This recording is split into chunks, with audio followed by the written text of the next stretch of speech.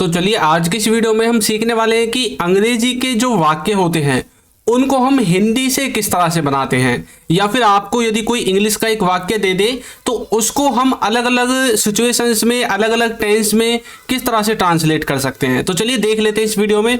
तो देखिए यहाँ पर एक वाक्य है, वह अंग्रेजी पढ़ रहा है। अब इसी वाक्य को हम इतने सारे टेंसेज में, मॉडल्स में, नेगेटिव मॉडल्स में, नेगेटिव जो टेंसेज है उनमें ट्रांसलेट करके देखेंगे कि इसी एक लाइन को हम किस तरह से अलग अलग वर्ड्स के द्वारा, अलग अलग हेल्पिंग वर्ब के द्वारा ट्रांसलेट कर सकते हैं। तो सबसे पहले हम इसको प्रेजेंट में देखेंगे। तो देखिए प्रेजेंट में वह पढ़ रहा है, इसकी बनेगी ही इज रीडिंग इंग्लिश। अब पहले मैं आपको एक बार रीडिंग और स्टडिंग इन दोनों में डिफरेंस बता देता हूं। रीडिंग का मतलब है कि जब कोई किसी चीज को पढ़ता है। अब जैसे मान लीजिए आपने एक इंग्लिश की किताब ली और आपने उस किताब को शुरू से लास्ट तक पढ़ना स्टार्ट कर दिया, इसको हम बोलते हैं रीडिंग। लेकिन जो स्टडिंग होता है, स्टडिंग का मतलब होता है कि आप किसी क्लास में पढ़ रहे हैं, ना कि किसी पर्टिकुलर सब्जेक्ट के बारे में पूछता है कोई। तो जब आपकी पूरी क्लास के बारे में पूछा जाता है कि भाई अपनी कॉलेज में, स्कूल में कहाँ कौन सी क्लास में पढ़ रहे हैं, तब आपको स्टडिंग का यूज करना है। तो चलिए देखते हैं अब आगे। अब यदि हम इसको पास्ट में ट्रांसलेट करें तो ये बनेगा ही वाज रीडिंग इंग्लिश। इसका मतलब क्या होगा? इसका मतलब होगा वह अंग्रेजी पढ़ रहा था, वह अंग्रेजी पढ़ रहा था। समझ में आया? नेक्स्ट देखिए, यदि हम इसको फ्यूचर में ट्रांसलेट करेंगे तो बनेगा he will be reading English. इसका मतलब है कि आने वाले समय में, फ्यूचर में, भविष्य काल में वो अंग्रेजी पढ़ रहा होगा। आया समझ में? नेक्स्ट देखिए, मॉडल से किस तरह से बनाएंगे? He might be reading English, वह शायद अंग्रेजी पढ़ रहा होगा। यदि हम इसको नेगेटिव में बनाएं, प्रेजेंट के नेगेटिव में, तो बनेगा he does not read English, मतलब वह इंग्लिश नहीं पढ़ता है। He does not read English. यदि हम इसको पास्ट के नेगेटिव में बनाएं तो बनेगा he did not read English, he did not read English. उसके बाद यदि हम इसको मॉडल के नेगेटिव में बनाएंगे तो बनेगा he would not read English, वह इंग्लिश नहीं पढ़ रहा होगा। और इसका मतलब है he did not read English, उसे इंग्लिश नहीं पढ़ी। समझ में आया? और मॉडल में यदि हम बनाएं he can read English, he can read English, मतलब वह इंग्लिश पढ़ सकता है। ही शुड रीड इंग्लिश, इसका मतलब है कि उसको इंग्लिश पढ़नी चाहिए। तो यहां पर देखिए एक ही इंग्लिश के वाक्य को हमने अलग अलग तरह से इसको ट्रांसलेट कर दिया है। अब हमें ये कैसे पता चला कि भाई ये प्रेजेंट में है, ये पास्ट में है, ये फ्यूचर में है, ये मॉडल का है, ये नेगेटिव का है, ये इंटरोगेटिव का है? किस तरह से हमें पता चलता है?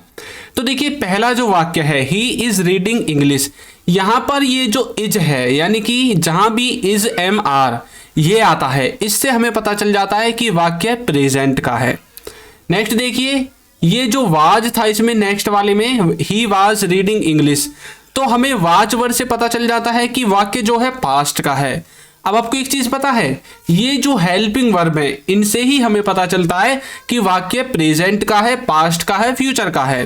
नेक्स्ट देखिए विल बी, विल बी से हमें पता चल जाता है कि ये फ्यूचर का है, क्योंकि विल का यूज हम फ्यूचर वाले सेंटेंसेज में करते हैं।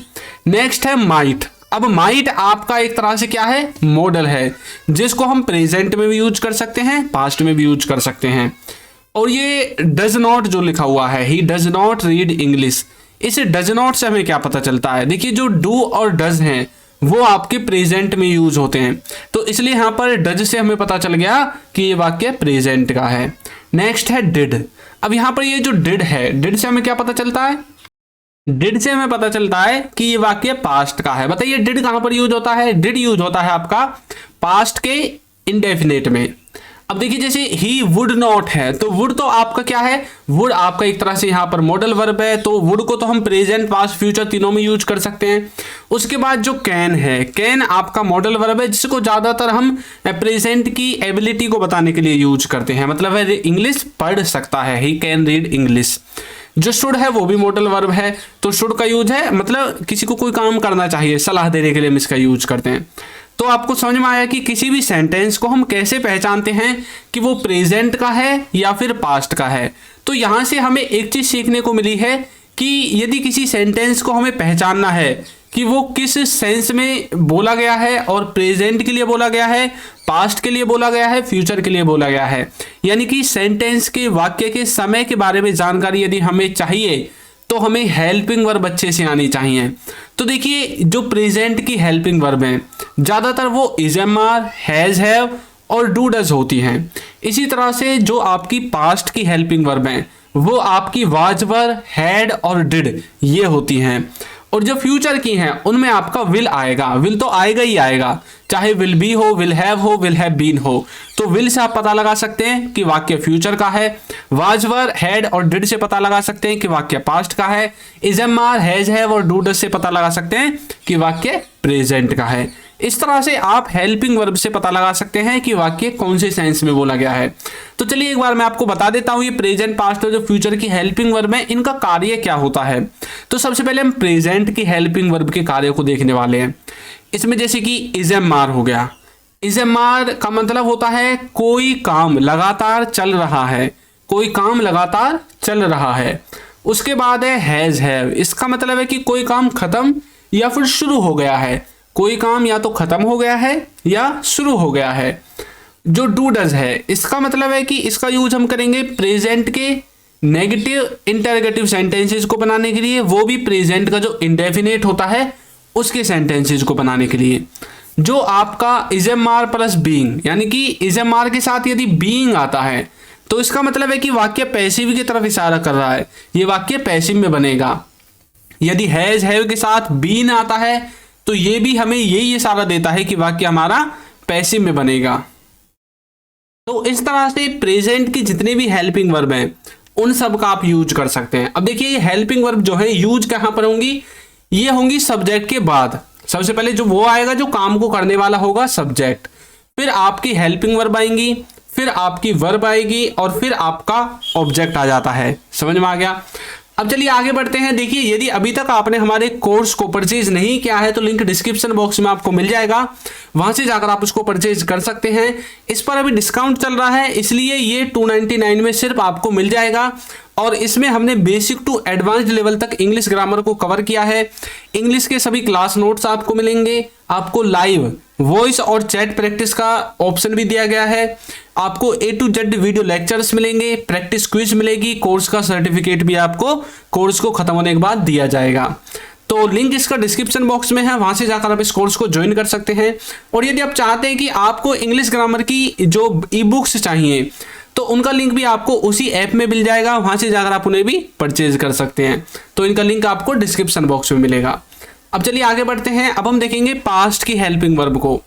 पास्ट में जैसे कि वाजवर होता है, वाजवर का मतलब होता है कोई काम लगातार चल रहा था, कोई काम लगातार चल रहा था। जैसे आप बोलते हैं ना, वो खाना खा रहा था, वो पढ़ाई कर रहा था, वो सो रहा था, मतलब पास्ट में रेगुलर होने वाली एक्टिविटी, उसको हम वाजवर के नाम से जानते हैं। नेक्स्ट है हैड।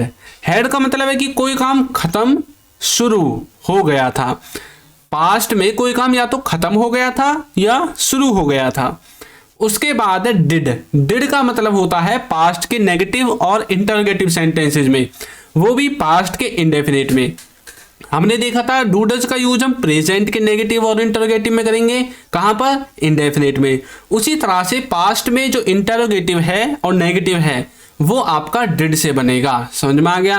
नेक्स्ट है वाजवर के साथ बीइंग। देखिए एक तो होता है वाजवर जिसका मतलब है कि कोई काम लगातार चल रहा था, ठीक है। अब यदि आपको वाजवर के बाद डायरेक्ट वर्ब ना मिलके बीइंग लिखा हुआ दिखाई दे, क्या दिखाई दे, बीइंग, तो इसका मतलब है कि जो ये वाक्य बनने वाला है ये आपका पैसिव में बनेगा। किस में बनेगा, पैसिव वॉइस में। तो आपको इस बात का भी ख्याल रखना है। नेक्स्ट है हैड बीन। हैड बीन मतलब पैसिव, हैड बीन मतलब पैसिव। तो यहां से हमको एक चीज देखने को मिली है, क्या, कि जब भी इजएमआर और वाजवर के साथ ये बीईआईएनजी बीइंग लगेगा तो वाक्य पैसिव में माना जाएगा।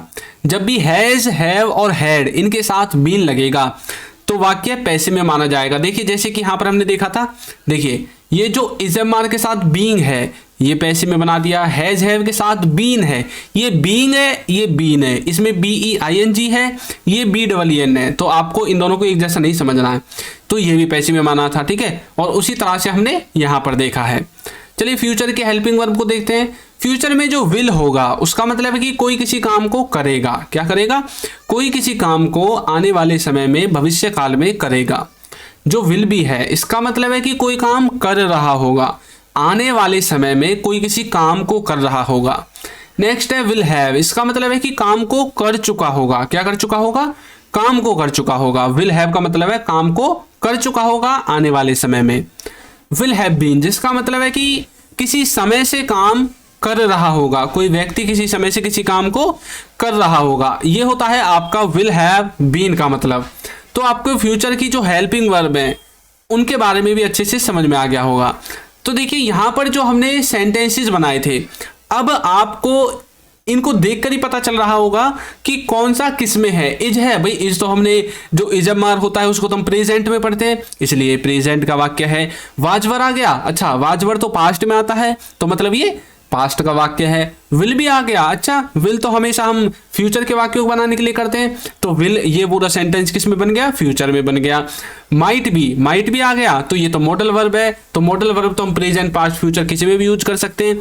तो ये आपके सेंस पर प्रयोग करेगा, मतलब डिपेंड करेगा कि आप किस तरह के सेंस में बोलना चाहते हैं। अच्छा डज आ गया, डज का मतलब होता है कि इसको तो हम प्रेजेंट के इंडेफिनिट में यूज करते हैं, डू और डज को, वो भी नेगेटिव और इंटरोगेटिव सेंटेंसेज में, तो यहाँ पर तो इसका नेगेटिव है, तो भैया ये वाक्य भी प्रेजेंट का है। अच्छा डिड आ गया, डिड का मतलब है कि वाक्य पास्ट में बनाया गया। किस में बनाया गया है? पास्ट में बनाया गया है, क्योंकि डिड का यूज तो हम पास्ट के इंडेफिनिट में करते हैं। ये भी आपको समझ में आ गया होगा। इसी तरह से वुड और ये कैन और शुड, ये तो मॉडल वर्ब है, तो इनको हम इनके सेंस के हिसाब से यूज करते हैं कि बोलने वाले का और पूछने वाले का सेंस किस तरह से है। इस तरह से आप इनका इस्तेमाल कर सकते हैं। तो दोस्तों आपको ये हमारी वीडियो कैसी लगी है जरूर बताइएगा, और इस कोर्स का लिंक आपको नीचे डिस्क्रिप्शन बॉक्स में मिल जाएगा। तो यदि आप हमारे चैनल पर नए हैं तो चैनल को सब्सक्राइब कर दीजिए, वीडियो को लाइक कर दीजिए, और एक अच्छा सा कमेंट करना बिल्कुल ना भूलें। Thank you.